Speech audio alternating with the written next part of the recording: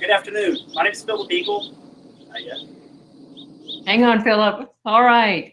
Good afternoon and welcome to the Commemorative Air Force Wednesday webinar series that don't always happen on Wednesdays, but we're happy to be in Atlanta, Georgia, or just outside of Atlanta with Dixie Wing. You know, our webinar series has tackled a lot of different topics. And of course, we have quite an eclectic group of people who are a part of the CAF. So each week we choose a different topic, and it might be something about a historic aircraft.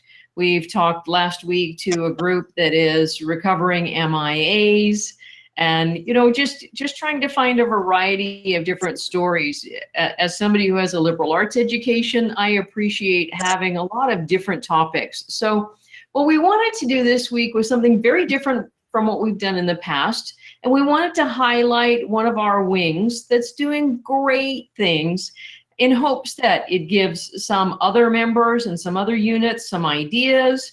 But just, I mean, none of us are getting to travel right now, so why not have a vicarious experience with Dixie Wing and see what all they've got going on?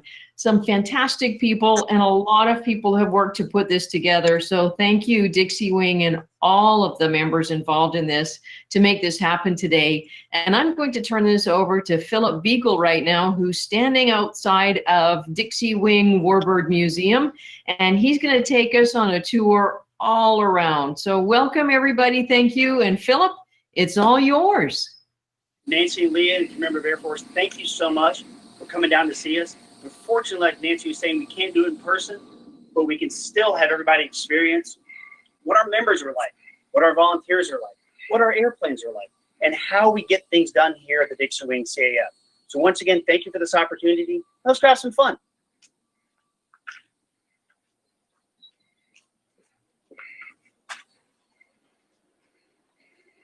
So just like Nancy mentioned, our world has changed in the past few months. And as such, the Dixie Wing has had to change with it.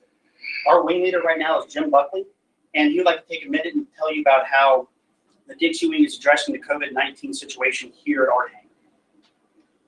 This is our setup for check-in. We've got a questionnaire. We ask people some questions that were brought up by a combination of CDC questions pertinent to where you've been around anybody that's been infected. And then we do a temperature check, and we also do an oxygen check and have sign a release. And this is for our members only at this time. We're not open to the general public. We're pretty new at this, and we want to make sure we've got it down right before we let general public in. Also, until I believe the 12th of next month, we can't have any groups of more than 25 people. So that basically bars any larger groups from using our facility. So what we really wanted to do today is introduce our people, introduce our wings. And so, Mo, if you come stand over there, we'll get both of us. If, you know, one thing when I joined the CAF 18 years ago, I really wanted to get an experience of the airplanes. But what it ended up being to me was an experience of the people, an experience of how to get our message out there to individuals. And I really wanted to start with our wing leader, Jim, and ask him, you know, when you joined the CAF, why did you join the CAF? What motivated you? One of the things that motivated me was I've always been a World War II fan, and I believe in education, and I want people to remember the greatest generation, if you will. Also wanted to fly some of these cool airplanes. And as he mentions flying, you know, we have a stable, quite literally a stable, some of the coolest airplanes in the world, in my personal opinion. And, you know, Jim flies most of them. But Jim, how did you get started flying these airplanes? Actually, it was sort of an accident. A friend of mine bought a Cape replica, and I started helping him fly that around to air shows and got checked out in it. And at the same time, his hangar was also the Dixie Wing's headquarters. We kept the Kate in there along with any of the CAF airplanes, and we used his facility for free for about 10 years. So actually, if you'd like to know, not many people know what a Kate is. If you'd like to know what it is, I'll be happy to take it out, take and show you to it. Well, you know, actually, I would like that. I think everybody else would like that too. Would you lead the way?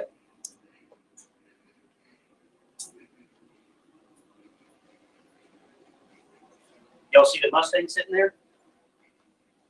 Wait, Mo, come this way. Hold on.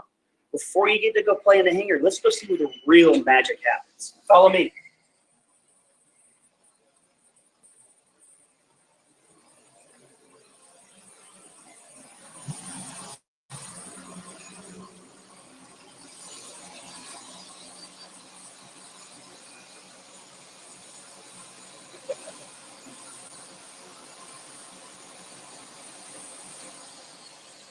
So, as y'all can probably see, this is a fully functioning link trainer. And when it got to our hangar, it was nowhere close to that. And these two gentlemen, Joe and Malcolm, spent 2 years, 5 years? 2, 3, maybe 3 years. 3 years delicately removing every single piece, facet, operating part you can think of, and it's fully functioning. But let's actually really get down to the heart of it. It's fabric in an airplane, right? But that's not what the CAF is about. So Malcolm is one of our members. And Malcolm, how long have you been a member? 17 years. So he's 17 years, 17. really? Wow. So for 17 years, you think about it. He's put his heart, his energy, his soul into everything that's going on. And Malcolm, why do you do that day after day when it's 85 degrees in a hangar and you're coming out here working on this? Some people say because we're crazy, but it's because we love what we do. Yeah. So. And any chance we get to teach a younger generation of what this is, what's it about, how do we keep those people involved, it's an opportunity to do so. And in fact, our pilot here, Joe, he used to fly for Delta. He used to fly L-1011s as a captain all around the world, and now he's sitting in a link trainer. So Joe, what's your motivation? Why are you doing this? Well, I joined in 21 years ago, and I just been flying since I was 17 years old, and I just really love the history of World War II and airplanes, and I love flying these old airplanes and working on them. It's just a treat. And this project came to us 4 years ago in boxes, basically, and I thought it was a worthwhile project to get it where people can actually sit in here, kids can sit in here and fly it and experience what it was like 71 years or 79 years ago. This is actually first used, or this was first made. So let's take a step back and listen to what he said. He said so kids can get in and experience it. Because if you walk through most modern day museums, everything's behind a sheet of glass, everything's behind ropes. When you look around, you're not going to see ropes around our airplanes. You're not going to see ropes around our pieces of history. And the reason why is when a child or a person's actually able to get up and look at it, and put their hands on it and see what it's all about, they remember it, they can smell it, they can feel it. And let's go look at something over here which confused me forever, and technically it really still does. And it's real funny. They brought a desk in, and I was sitting here watching them bring the desk in, and I was like, we have enough desk in the hangar. Why do we need another desk? And then they put a sewing machine on, and I was like, I don't think we're going to sew anything.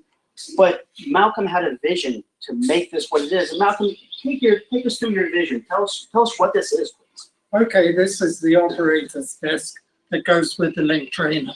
And this is an exact replica of the one that would have been with the trainer in the first place. We went to the Delta Museum and took measurements of one they had there and made a lot of drawings. And one of our members, who's a great carpenter, he took our dream and put it all together as the final desk that is exactly like the original. The thing on here, we call it affectionately a crab, and it's a recorder, and what it does, every motion that is made in the link trainer as it turns, this thing slowly goes across the table to show exactly where the pilot has been flying. And it's got a little wheel on here, and a red ink line is formed from that across the chart. And then the instructor can see what the pilot has been doing. Inside the desk, except it's been stuck. It's the radio, and all of the electronic equipment that goes with that, and the operator, or I should say the instructor, can set in a different course for the student, and that's all set in here by hand. And he can also, at the other end of the table, you will see that we have a way of changing the wind velocity, or the wind direction can be changed, and in such a way that it changes the settings on the brain inside the base of the link trainer, and that alters what this crab is doing as well.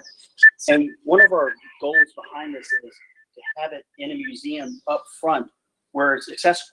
There will be no ropes around it. There'll be no chains around it. We want hands-on. We want people to be able to learn, feel, know what this is, not by sitting back and looking at it, but by being next to it, being a part of it, experiencing history itself. Speaking of history, let's go show how an airplane really gets started. So a lot of people look at this and say, okay, that's great. It's a bunch of stringers, some seats, old rusty engine sitting on the floor down there. But why does the Dixie Wing have this back here? Furthermore, what is it? So this is our PT-19, and we want to tell the story of the Rosie the Riveter with this airplane. PT-17. PT-17. Yeah, PT-17. Joe, the L-1011 captain just corrected me. So with our PT-17, we want to tell the story of Rosie the Riveter.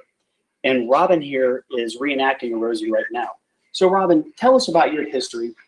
Why did you get involved in the CAF, and why are you standing there like that? I joined the CAF 3 years ago, and I got involved. My grandfather was a B-17 pilot, and I volunteered at an air show today, and I was invited to join. So I said, well, sure. And so I started Rosie the Riveter dressing up at our dance that we do in the spring. But anyway, so we ended up getting this.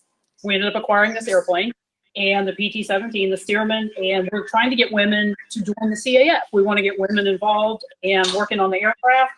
And I am the spokesperson, and we're having an event, at the end of September, Rosie the Riveter Living History event. We hope to have some real Rosies, but we're not sure if that's going to happen. We might have video of them, but that's at the end of September 26th. So once again, with those living history experiences, it's exactly that. You'll have, our goal is to have somebody who was a Rosie Riveter there, interacting with the school kids, with adults, with whoever wants to come out and learn about history. And this is going to be primarily a great pipeline to do just that. Come out and put your hands on history. Come feel, come see, come get the experience of how to build a story, a program, and eventually an airplane. But now let's go show another aspect of how the Dixie Wing and the community, the entire CAF community works together. Follow me, Mo. And as you kind of walk back through our shop, we have an entire array of metalworking tools, everything you can think of. But ironically, most airplanes you think of are strong, sturdy, metal airplanes. Not at the beginning of the war. Follow me, let's see something really interesting. So this is a PT-26 wing. It belongs to the Heart of America wing. And what we do is, as wings, we help each other. We're a gigantic community, a family, if you will. Sometimes a dysfunctional family, but still a family. And as such, we want to see the airplanes fly. That's our goal. And when they fly, people get to see them. We can teach that history.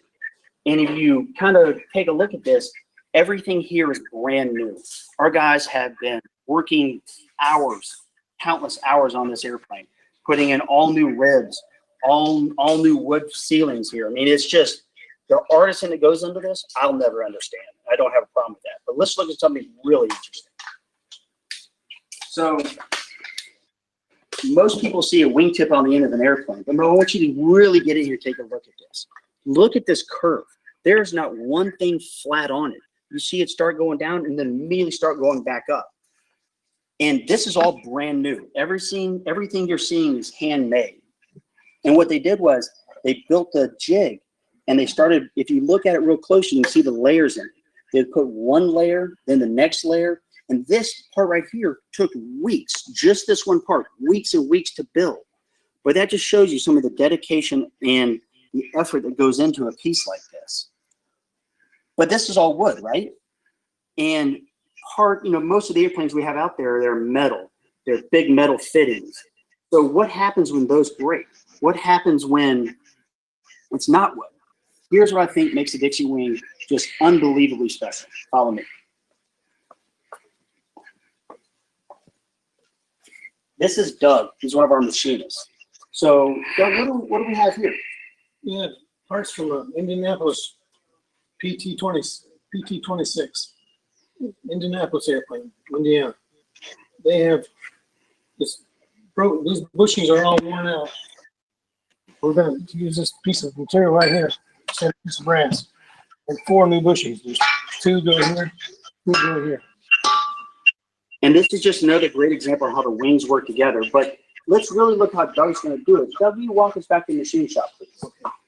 And this still boggles my mind, how guys will get something down to like 1/100th of an inch, and I just want to hit it with a hammer. So we did drawings for everything we do practically. And sometimes we just make sketches. This is a piece for the P-51 Mustang. This is nothing but a little bracket. I made a sketch for it. It's got a long ways to go. It's about 20% built. And let's show them how that actually works, Doug. Mo, follow me and come on back. So we have 5 vertical milling machines, 1 horizontal milling machine, 1 CNC lathe on the end, 2 other lathes over here behind us. All this stuff is made in this machinery, and I teach people how to do that. That's what we like to do. We encourage, if you are so inclined as you watch this, if you're inclined to do mechanical things, come join us.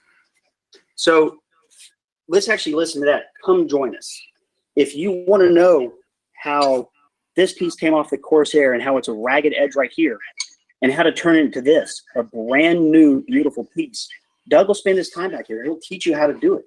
And this is exactly how it was in World War II. We drew it to the exact measurements and everything about it.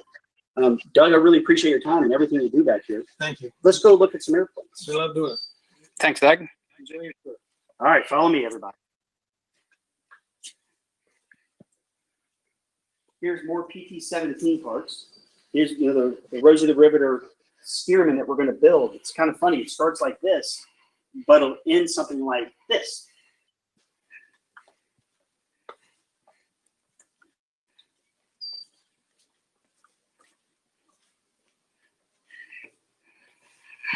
This view for me never gets old.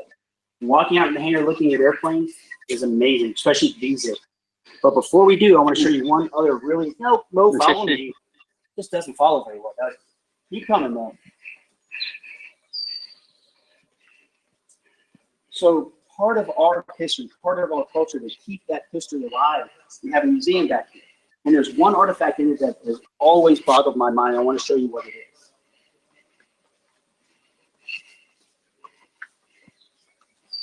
So this is Rick, and he has been a member for how long for the CAF?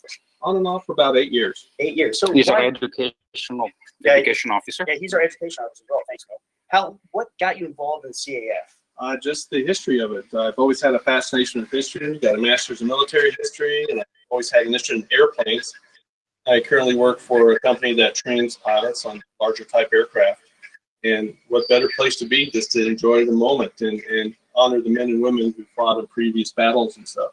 So Keep it alive. what is this? Well, we've been wearing masks a lot recently. This is a different type of a gas mask for children during World War II. So this is, if you can see up here, the title, it says British Infant Gas Mask.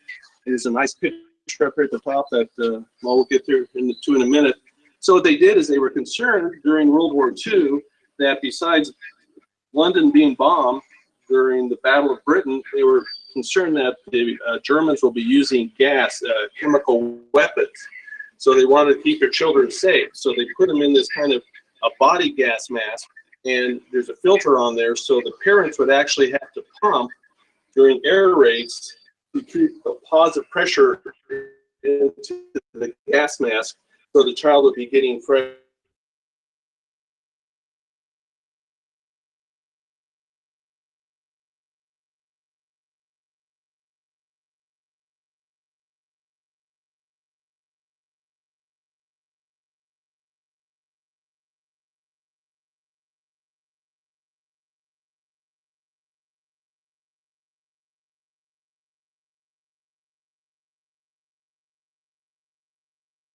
museum as well as the gas max, and there's several other artifacts you can come in here and see. But let's go look at some airplanes. Actually, let's really go look at some airplanes. Thank you. Thanks, Rick. Thanks, Craig. So before Jim Buckley said that he started flying in Japanese cave. So let's go look at that airplane.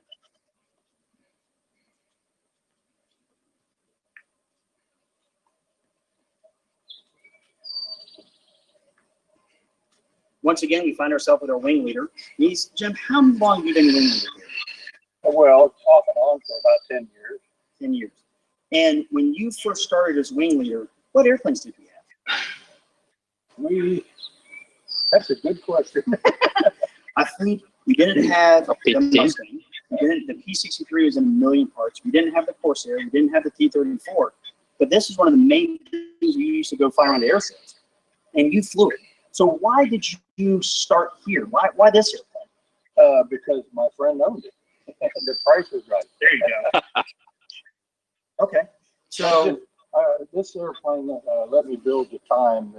This is not really a T6, but it's registered as one. It's quite a bit different. It was built for the movies for Tora, along with 32 other airplanes that were custom built. And its handling characteristics are a little bit different. But the time counted to build for me to fly some of the other sportier models. So basically what he's saying is, before you go jump up to the higher horsepower airplanes, the SPD, the Mustang, the Corsair, the T-63, you've got to get some T6 time. But Jim, why is that? What's the difference between a T6 and flying a Mustang? Well, the Mustang is actually easier to fly. The T6 has some very, very difficult handling characteristics. And basically, if you could fly the T6, you could fly the fighters because they were a little bit easier to fly. If you think about it, the training airplane was for training. The fighter is to go to war. And the last thing you want to do getting in a fighter is to worry about flying it. So you want to fly something that's more difficult before you get into something that actually has a mission. Well, and from this airplane, where'd you go? I went from this airplane to the SPD. One of the rarest airplanes we have in the CAF fleet. Y'all want to go look at the SPD? Sure. Follow me.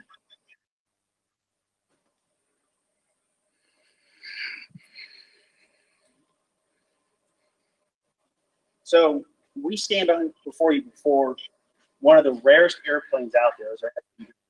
And when you go back and you look at this airplane, it was brought back exactly like it was during World War II. Gun cameras, bombs. We tried to get the right sort of paint on it. And I don't know why Robert's sitting on the wing. He's not even qualified to fly, but here he is. So Robert, why don't you tell us something about you? I joined the CAF in 2001. Had an aviation background. My dad was an instructor.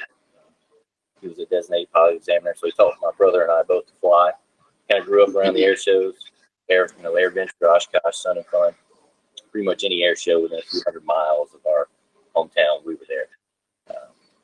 So a lot of that kind of led into GA flying, which is the majority of my background. I did a little bit of airline flying, but like I said, and now I'm a full-time engineer for an aerospace company. But I still like to fly a little bit on the side. So here's what's important. Robert joined our wing with no airline experience, no real military experience, and he started flying the T6 just like Jim did. And he's now a sponsor getting ready to take the SPD out, hopefully in the next few months, for his first experience in the airplane. So Robert, what does that mean to you to be able to take one of the rarest airplanes in the CAF fleet and take it to air shows? Yeah, you remember this is one of 5 airworthy SPDs in the world. So it's a huge honor and responsibility to be able to demonstrate this aircraft to the public, take it to air shows, static displays, get a chance to interact with the public. We take a lot of World War II vets in this airplane that had some connection, pilot, gunner, and then people that their father, grandfather, uncle had some connection to the airplane, either through the Navy or the Marines. It's a huge joy to see that connection between the history and the sight and sounds of the airplane when they come back from ride. And in fact, with this airplane, we took it to Oshkosh for years, and every single year we take it to Oshkosh. And there was one gentleman in Fond du Lac where we used to sell rides in the airplane. He was a backseat gunner in the airplane, and every year he would just come there every day and watch the airplane fly. So we can't show it to you. Then we're welcome to come down and see if there's a plaque, memorandum form in the back of our airplane. We did that because if we can't commemorate his history with this airplane, then his kids, their kids, they won't know what this airplane is. We're here to keep this history alive.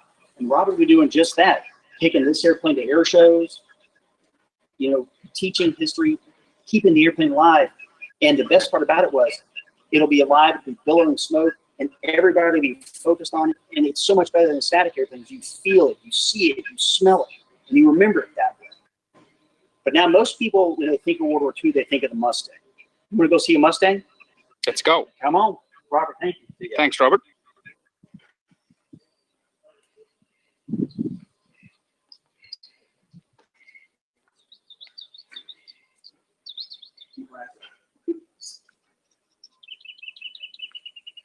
So this airplane holds a special significance in commemorative Air Force.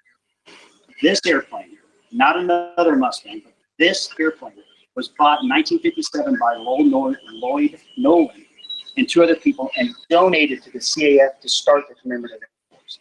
This airplane. And we were honored 18 years ago. It was assigned to our wing, and we've been maintaining it ever since. It's been from Maine to the tip of Florida to all the way to California, going to air shows, going to events, going to schools, going to anywhere it can to help keep the history alive. And part of keeping history alive is the maintenance. And this is there. Well, let's let the airplane pass. We can look at the mini Mustang we have also while the airplane. So part of keeping history alive is the maintainers, the people in the hangars 7, 8 days a week working 10 hours. When, you know, in Georgia, it's 95 degrees during the summer, and Larry's over here sweating. But Larry, why do you do that? Tell us how you got involved in the airplane. Well, first off, I got a disclaimer. I am the luckiest guy in the CAF to be able to say I'm the crew chief of this airplane. I first saw it at an air show here at Falcon Field. I saw it one year, and I saw Stan Music doing acrobatic routine. I thought, Coach, I said, wow, that's a T-51 Mustang. And then the next year, he did the same routine. He said, oh, by the way, this Mustang is based right here at Falcon Field. I had no idea. So when I retired, I thought, well, check that out. So I came down, walked in the hangar, and they had all the cowlings off. I saw the Rolls Royce engine, and it jumped out and grabbed my heartstrings. So I just kind of wanted to hang out with anybody that would teach me whatever they knew about the Mustang. And I ended up inheriting that job, and it's been the best experience I've had so far. But so, Larry, did you have past experience with the airlines working, or how did you kind of know mechanical-wise how to do things? Well, I joined the Air Force in 1962 and went to aircraft maintenance school. So I was a crew chief in the Air Force on a T-33, and then I went to F-100. Then I spent some time in Okinawa working on F-105s, 101s, F-102s. So that's my background. Nothing related to these vintage aircraft, but that's where I got my experience working on aircraft. And let's say, for argument's sake, someone like me who has no mechanical experience, I assure you. Let's say I want to try to come down to Dixie and get involved in this. How would I do that? How could I come help you, hand you wrenches, or what could I do? Well, number one, you have to have a desire to be around aircraft. You have to not be afraid to get your hands dirty. But if somebody comes in, they're interested in aviation, the good thing about this organization is we all have that in common. So we're happy to take someone under our wing, just like someone took me under their wing and helped me sort of come to where I am today. So I'm happy to help anyone that's willing to come out and they want to get their hands dirty and work on a T-51 Mustang. Come on down. And also, if let's say your Mustang's not your thing, and a Bearcat or a B-25 or a B-17, there are airplanes all across the United States with CAF units just like this that are in Southern California, Texas, and Michigan, Alaska. So you, as a person, there's more than likely a really good chance there's a wing near you. And you can go to commemorativeairforce.org and take a look at the website, and it will actually steer you to the nearest wing if you want to. They'll show you all of our 155 flying World War II airplanes. And we also have, let's just say for argument's sake, about 20 in restoration as well. So just because there's a Mustang sitting here in Georgia or other airplanes doesn't mean you don't have the opportunity to come to play or to work or to volunteer to keep the education history alive. It's all around the United States. You know, we talked a lot about high horsepower fighters and how people got to come and people want to fly them, but we really didn't show you what a T6 looks like. So let's go take a look at a T6. And Larry, thank you for your time. Thank you, Larry. Follow me. This is a cool airplane. We'll come back to it here in a little while. This is a really rare, interesting meteor. Well, we won't show that to you right now. So this is Bob Keith. He's been our maintenance officer. He's been one of our main pilots, and he's now flying the T6. And this is the airplane where you'll start, or one of the airplanes you'll start in the CAF before you get to fly the high horsepower fighters. So Bob, tell us a little bit about your background and what led you to us. Well, I grew up in an Air Force family. My father learned how to fly in a T6 in 1950, and that's what drew me to this aircraft. So when I retired from flying for the Air Force and for the airlines, I wanted to continue my aviation experience, and so I joined the Dixie wing, and what I wanted to do was work on the T6. So I was a crew chief on this for about a year and a half. It's a very interesting airplane. As I said, my father learned how to fly in it in 1950.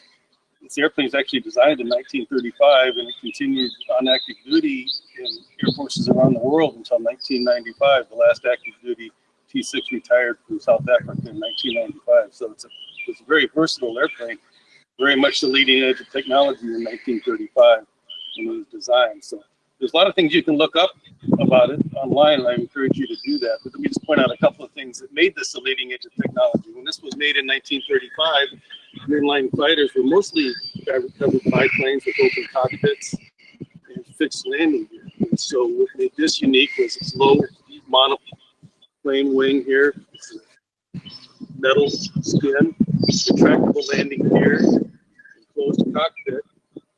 Of course, that increased the complexity of the aircraft quite a bit. We made it heavy. It was about 5,500 pounds. And so it took a similar increase in engine technology to bring this airplane in the air. And that's when we have this Pratt & Whitney R1340 engine that powers it. It puts out 600 horsepower, 9-cylinder radial engine, 1,340 cubic inches. And that's what it took to get this airplane in the air. So when you go around and look at the other airplanes, we've already seen the SBD and the Mustang, and you look at the P-63 and the Corsair, the thing that they all have in common is only one pilot seat. So when a pilot gets in that to fly that for the very first time, yes or no, he's going. This aircraft allowed him to do that. So a pilot learned how to fly in this when he had 200 or 300 hours in the T6. He could easily transition to one of the fighting airplanes to learn how to fight instead of trying to figure out how to fly it. I want to point out that this airplane, well, not only was it a trainer, but it was designed to be a light attack aircraft. It had places to go for a machine gun, 30 caliber machine gun, and then a wing for a 30 caliber machine gun. You could even train rear gunners in it because you could swivel around, and you could use a 30 caliber machine gun for training in that. This aircraft, is a creation of a Korean War era LT-6, which was for air controllers. And you can see the racks at the bottom of the wing carry smoke rockets. And so it had enough fuel to stay over a target for 3 or 4 hours and mark the targets for the jets. So let me point out the emblem on the side right here. So it was called the LT-6 Mosquito. And you'll notice the Mosquito here with the radio. And you can take a look at the jets in the background right here, because fast jets were too fast to easily see the targets. So the Mosquito would mark the targets. In fact, those jets are F-84s there. That's what my father flew in Korea in 1951. So this aircraft and its type has a lot of meaning for me, and it's my pleasure to be able to show it to you. Thanks, Bob. And if you wanted to leave with one thing about the airplane, one memory, one thought, what's your favorite aspect of it? My favorite aspect of it, it's a lot of airplane. It's a challenge to fly. I've flown a lot of different airplanes, and this is the second most difficult one I've ever flown. What's the first? Yeah, lucky you too. Here you go. Well, Bob, thank you very much for your time. Let's move on to the Corsair and take a look at it. Here's one of our future pilots coming up shortly. Come on, bud. Thanks, Bob.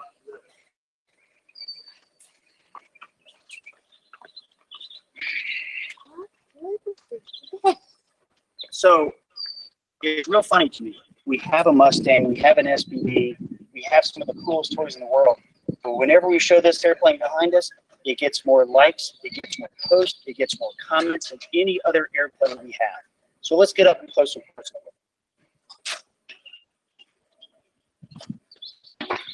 So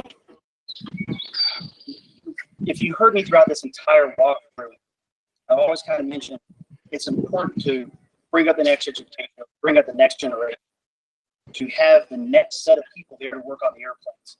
You know, because I always say it's one thing to sit there behind ropes, behind the museum and see it sitting there. It's another to have the airplane billowing smoke and starting and roaring by, and that keeps people interested in the airplane. So with that being said, I want to introduce Greg. Greg has been our crew chief for about 2 years on the airplane. So Greg, give us a little history about you and how did you get a volunteer to come down here and help?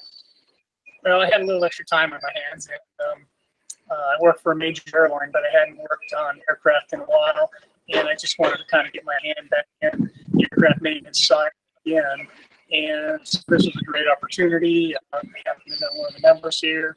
He recruited me, and it's been a great experience. It's a labor of love, and it's quite the airplane. It's a handful, and it's really gets your heart pumping when she's flying.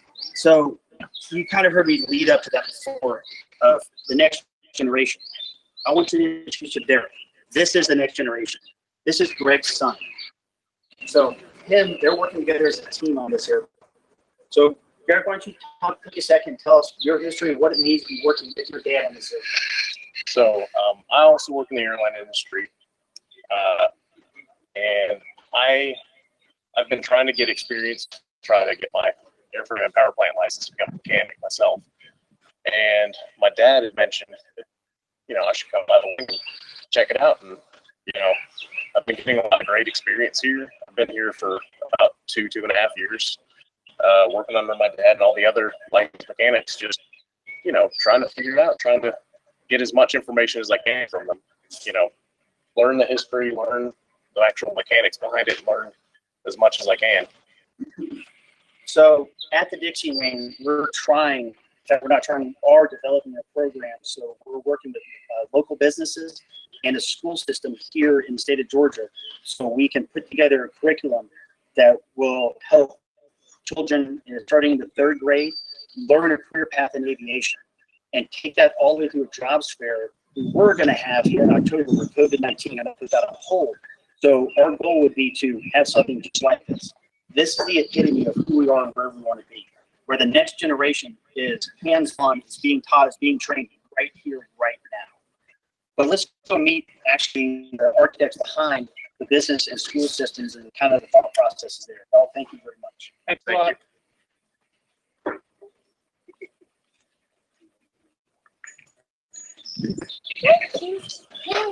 So before we go meet them, I want to talk about this just for a second. This airplane is one of the rarest, neatest airplanes in our inventory. And the reason why is big yellow text written on the side of it. And you kind of ask yourself, why is that there?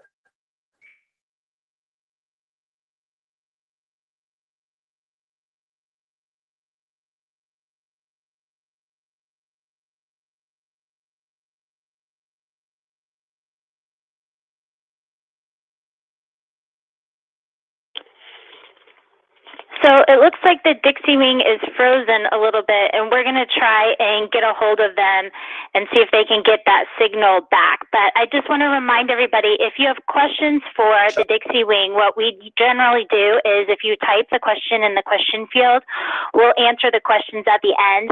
And if we don't get to everyone's question, what we'll do is we get your email address and we'll send you an answer via email. So if you've got any burning questions to get to the Dixie Wing members, feel free to type them in the question section in the GoToWebinar control panel. And if you're watching on YouTube, you can type them into the chat section on YouTube, and we can get to those questions there.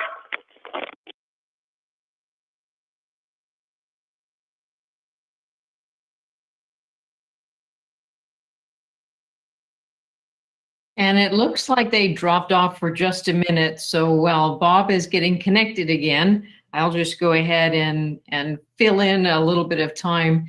You know, we are so excited about the webinar series and how many great stories we have coming in from them, but we're always looking for more stories. So as you come up with some ideas, please reach out to us. And it looks like Philip's back by the test aircraft, a little bit pixelated, but let me see if we can hear you again, Philip. No sound yet, but I think it's because you're muted. I don't see a camera on, or sorry, I don't see a microphone on yet, Bob.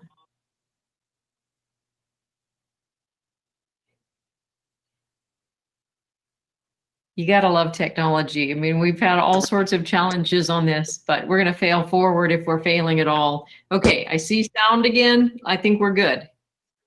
Right. So Nancy, can you hear me okay? We can hear you. Great job. And like I said before, if you missed my jokes, I'm going to do it again and see if it lasts the second time. This is a test. Get it? So the reason I kind of brought you over here was I wanted to show you the guns, the brackets, the fittings, everything you see here are machine shop made. And the reason why is because they wanted to put it back exactly like how the airplane was in World War II. So all those machines we saw back there, here's the fruit of the labors. In fact, you had one gentleman come in and make the ammo cans. And we said, you know, don't worry about just making them out of aluminum because it's easier because we are not going to ever put live rounds in it, obviously. And he goes, no, we're going to make it just like it was. So they are steel ammo cans exactly like it was. Even the parts that are behind the 20 millimeter cannon, 27 millimeter cannon, it's exactly right. Everything on it is exactly like how it's supposed to be. And with that, let me introduce Chris Madrid, who's going to kind of talk about our business education program together. Thanks, Philip. Hello, my name is Chris Madrid. I'm a member of the Commemorative Air Force, and I've been a member of the Dixie Wing for over 20 years. And we all know the machine shop, the aircraft, the pilots, they're really the engine that drives the Commemorative Air Force. But there's so many people, 90% of members are not even pilot mechanic. Really begs the question, why would I become a member of the Commemorative Air Force? And we're all drawn to the organization because we preserve this nation's history. We want to leave a legacy for our sons, our daughters, and some future generations. So with the Suing done, Philip and our cameraman, we're trying to connect with the business community and schools and their educators to understand what can we do to help make ourselves available as a resource. We do a lot of outreach to schools. We try to find a way to work with them. The one thing we found out is that the schools want to work with some members have a really fascinating history, a great experience. They can inspire kids to become VA maintainers or just the entire aviation.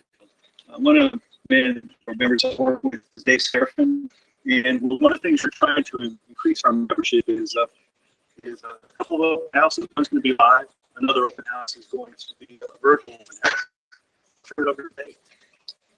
Hi, I'm Dave Serafin, and I'm one of the newest members here. I've only been here a year, so I don't know very much, but I have volunteered help with recruiting, which I've had some success.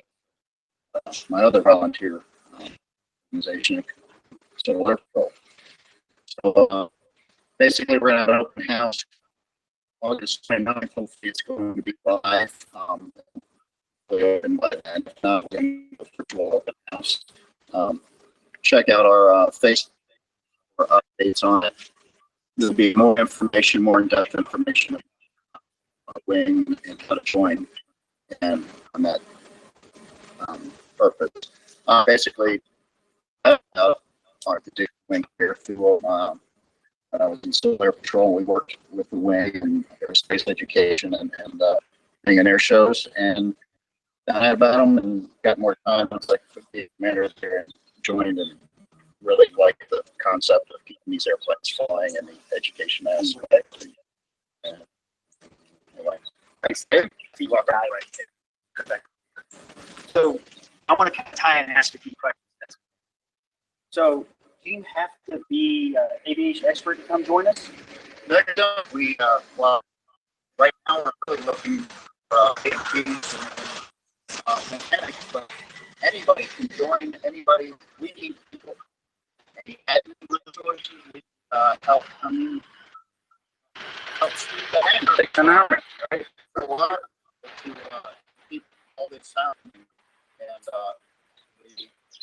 the face of it is the pilots and the mechanics. We need people in all aspects. The best kept secret because you don't have to be pilot mechanic. So we have about 11,000 members. 90% of them are not pilots and mechanics. There are people who share a passion for aviation history, and they want to make sure that we pass it on. So anybody who has any interest in vintage aircraft and preserving history, this is the organization. So let's go there and answer. Let's what kind of questions y'all have from the field? Well, first, can I ask you guys to go ahead and move closer to the building, because it looks like we're having some signal issues and not getting the best picture or sound. I think we've tested your router, or maybe we ran out of all your bandwidth. So go ahead and, if you can, just move closer. And then I know that Leah's got some questions that are coming in, and I've got a couple for you as well. Nancy, how's this working? I got that sound really well, but the picture's still a little on the pixelated side, unless it looks like a Picasso airplane right now. Yeah, on the side, after you solve the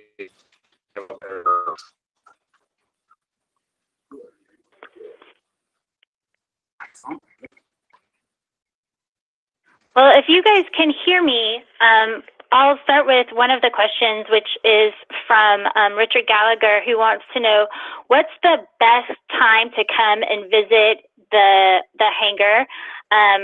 There's only one CAF unit in Georgia, and that's where you guys are in Peachtree City. So he's just curious, what's the best time to come by? Primarily,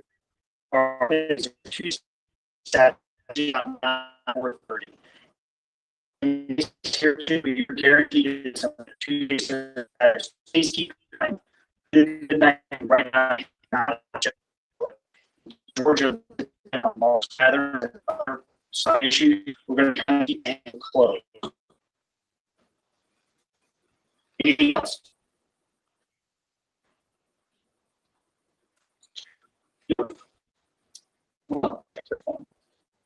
I think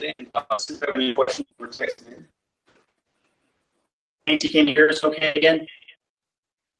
Philip, I can hear you pretty well. It's the others that we have a hard time hearing, and picture is not great.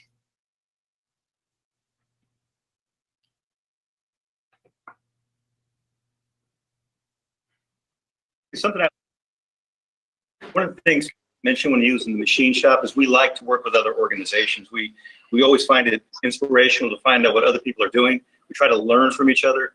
And if you'd like to reach out to any of us from the Dixie Wing to find out how we can work together, just please reach out to us. Go to our website, dixiewing.org. We always want to support other projects. We look for new ideas, and we look to find members wherever we can. Chris, what other programs do you have and that would connect our audience with the Dixie Wing? Well, something that we're waiting for COVID-19 situation to improve, but we're anxious, of course, to begin our rides program where the public can actually experience history in the air. We're anxious to reconnect with the school systems. We had several programs that were in flight before COVID-19 hit, and we're trying to think if we can't reinvent those as an online program.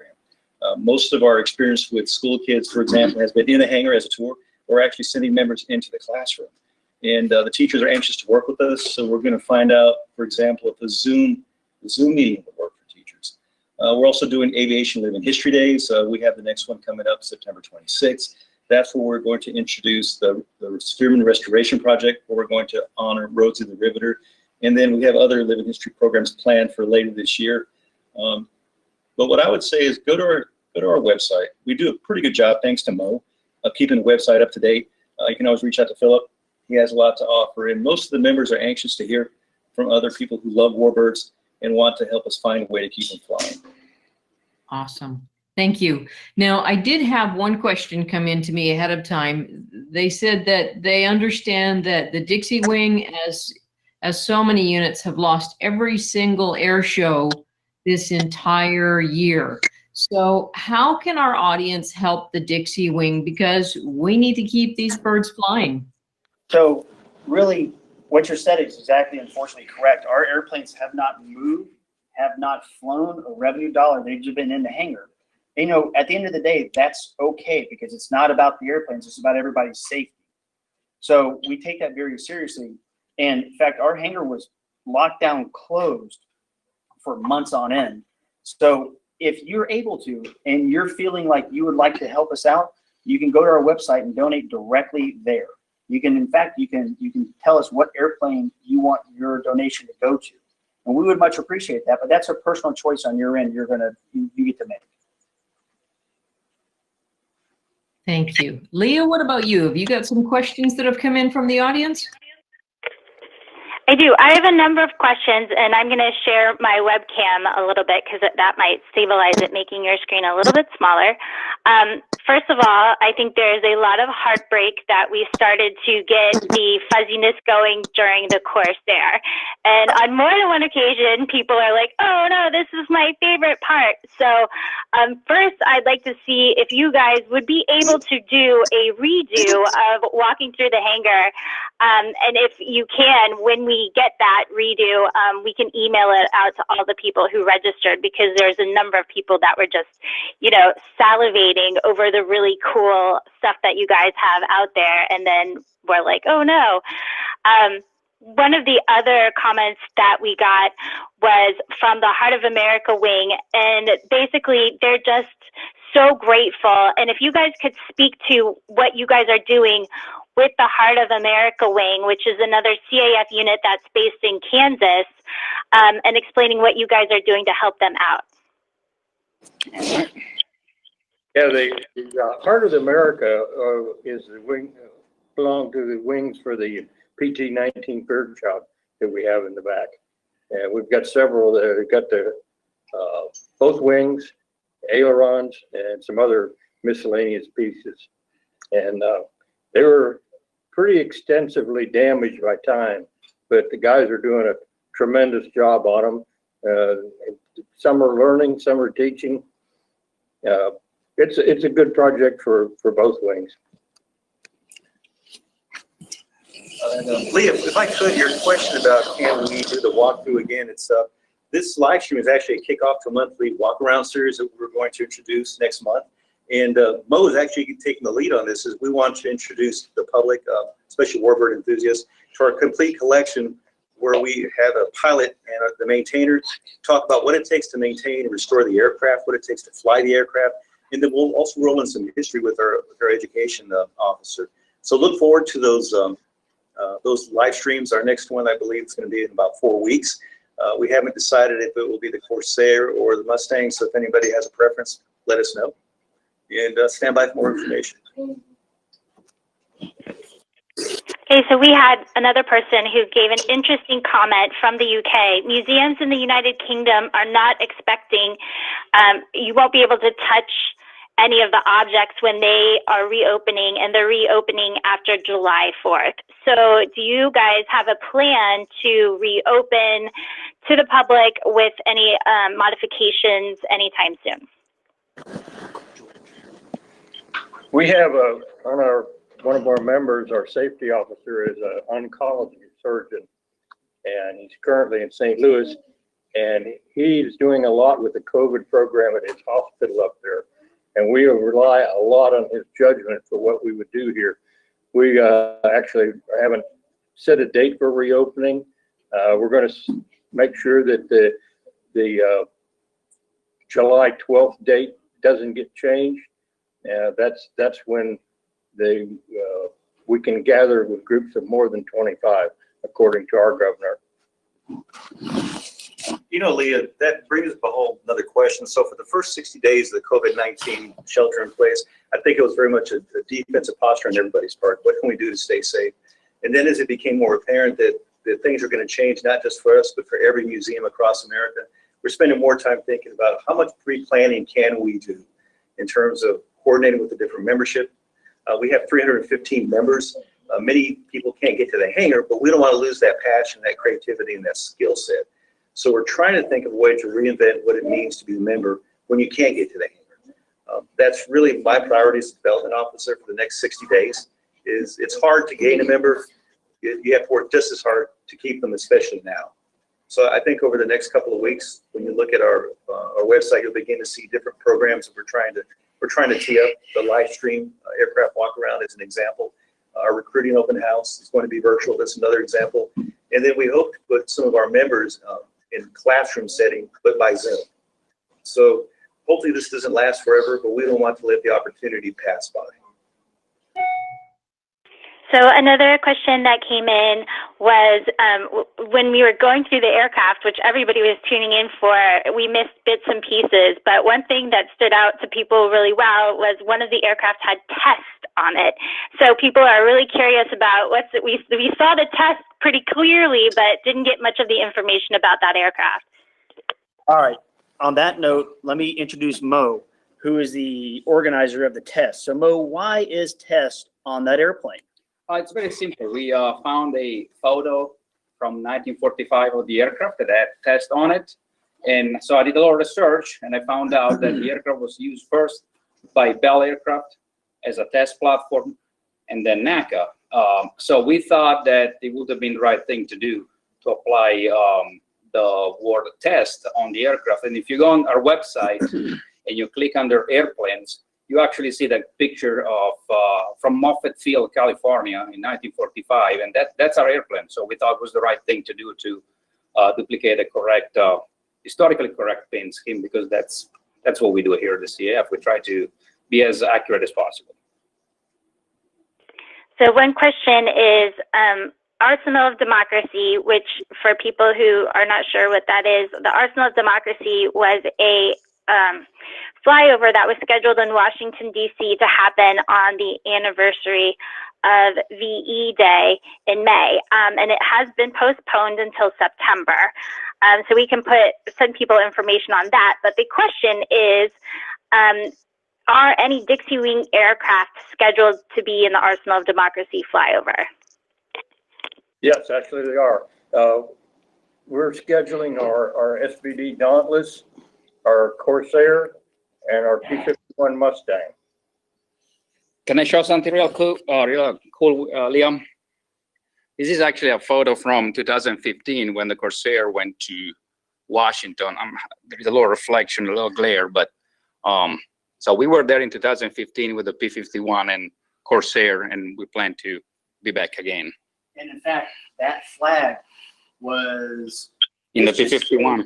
given to us from the capital of the United States.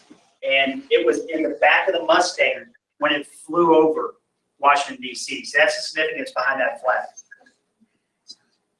Yeah, I was just going to ask, because I know a little bit about what you guys did.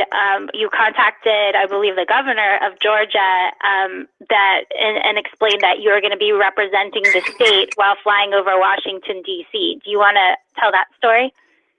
Actually, we had a flag that was flown in one of the other airplanes. We had it signed by the pilots of those aircraft, and we went down and met with the governor and presented him with that flag.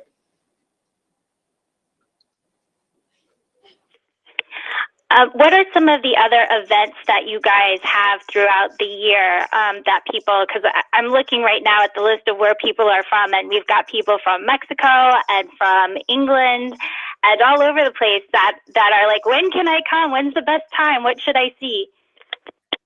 What we're trying to do is, because we're all waiting to understand when we can reopen fully for the public, is we have several events that are planned in September. One of the events is our flagship event, is World War II Heritage Days.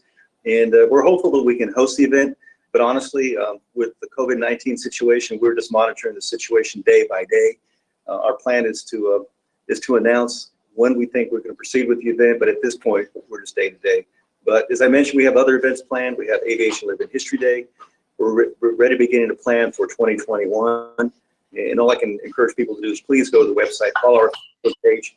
and you'll get the latest information about what we're trying to do to pursue the CAF mission here in Georgia. And hey, Leah, to add on to that, don't forget, we're just one wing in the United States. There's wings all over the United States. So if you're in Mexico, if you're in Canada, if you're in England, go to the Commemorative Air Force's website and look on it, because there are wings everywhere. They have, hopefully they're going to have events all across the United States. There's CF events. And you can see B-17s, B-25s, Bearcats. I mean, some of the rarest, coolest airplanes in World War II that are all CF airplanes, and they're nationwide. Another thing I'd like to bring up about our website is the calendar page on there. You don't have to be a member to see our calendar of the events that we're going to have, the air shows we're attending, and the public functions that we have in our hangar. Just go to the events page and calendar, and no membership necessary.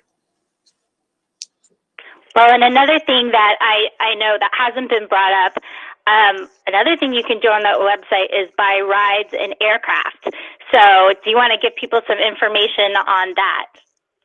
So With the Commemorative Air Force, you can buy rides all across the United States in B-17s, and in our hangar in PT-26s, T-34s, T-6s, Mustangs, and SBDs. So unfortunately, right now, we cannot sell rides. However, we're looking at opening up as soon as the governor allows it, hopefully in the next few weeks. We can go to our website, directly purchase a ride, and experience what a rush it is to hear 61 inches of power coming from a Merlin engine as you're sitting in the back of the Mustang, sailing down the runway.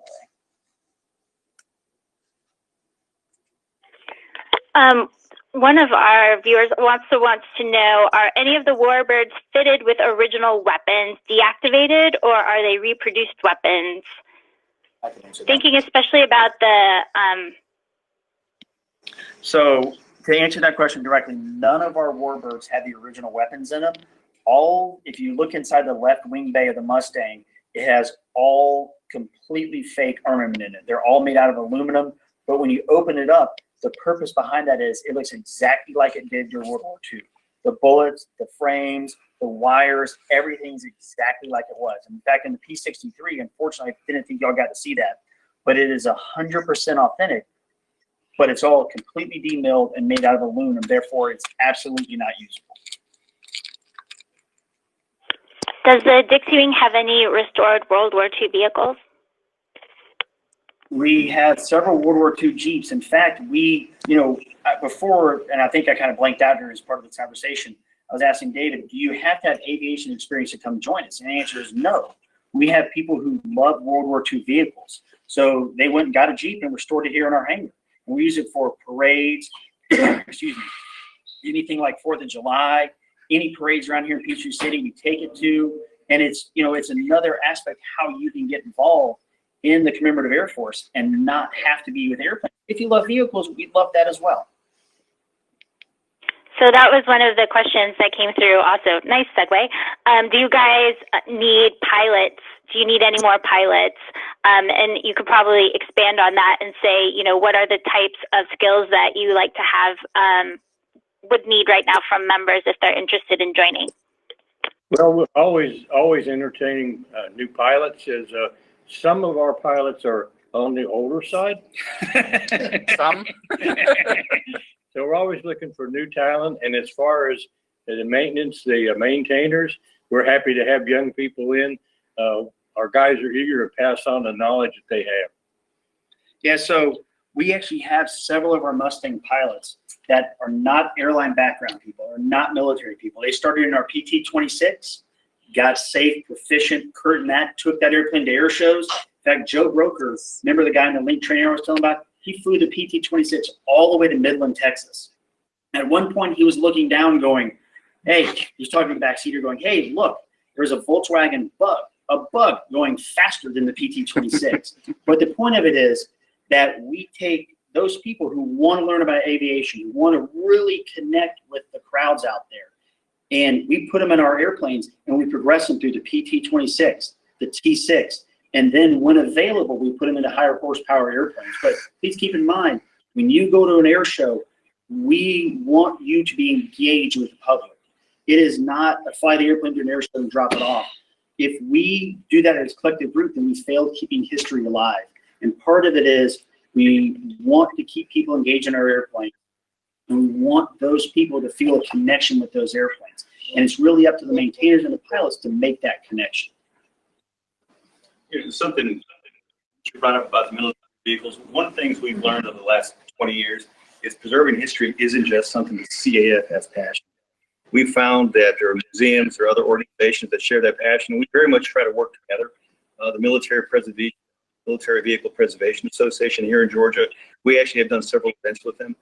Our focus is aircraft, their focus is vehicle. What we found out is when the public sees them together, it creates a whole different type of conversation of what else is there about our history that I don't know.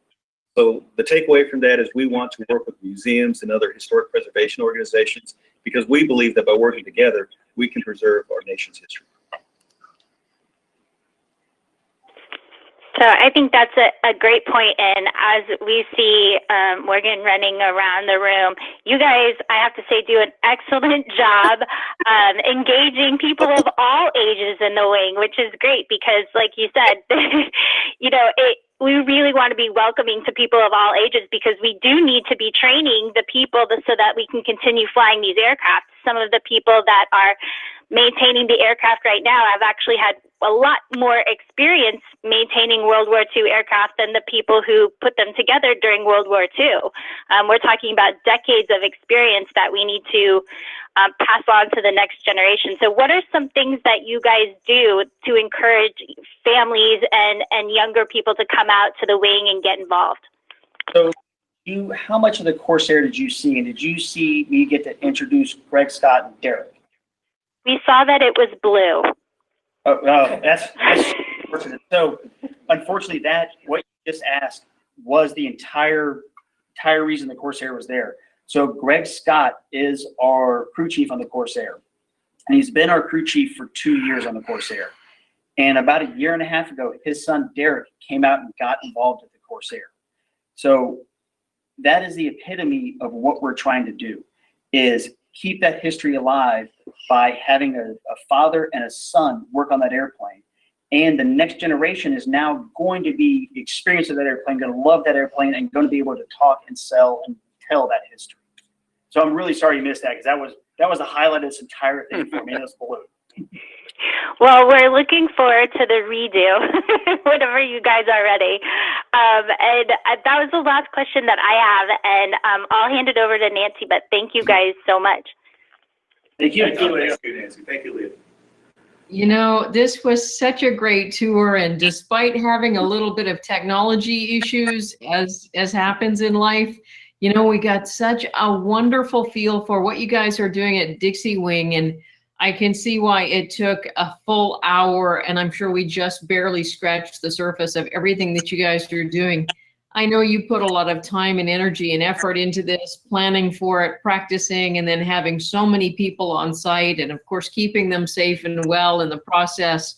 So we just had a wonderful experience with Dixie Wing, and I know I speak for myself and a number of others on this call. We can't wait to get out there and get to experience it firsthand. Just your machine shop alone makes me drool. So I can't wait to get out there and get to work on some new educational ideas out there. So what we'll do is we'll see if maybe you guys could film that little Corsair piece for us. And then as we get ready to post this video on YouTube so people can see it after we've had the live, we'll plug that little piece in. So maybe we can have a full piece, and those who missed that little part will have that addition. So thank you very much, gentlemen. Please give my sincere thanks and that of CAF National to all of the staff there, all of the volunteers who showed up. We've had a great experience, and I hope that our audience will join in. We're going to take a hiatus next week with the 4th of July coming up. We decided that was not the best time to have a webinar, since we'll have folks hopefully away or getting ready to fly in the 4th of July flyover. Leah, what are we calling that? I forgot. You came up with the best title for that. United We Fly 4th of July. That's it. I couldn't remember what the United We Fly part. So yeah, United We Fly, 4th of July. I know we're going to have a lot of CAF airplanes in the air. And then we'll have Jim Lashy talking about leadership on July 8th. And for those of you who know Jim, you know he's a great storyteller and an entertaining guy. So as well as learning, we'll get some great stories and be highly amused in the process. So Philip, Mo, everybody there, thank you so much for joining us. And we may have more questions coming in after. We'll get those to you. All right, thank you. Thank you. Stay safe, stay well.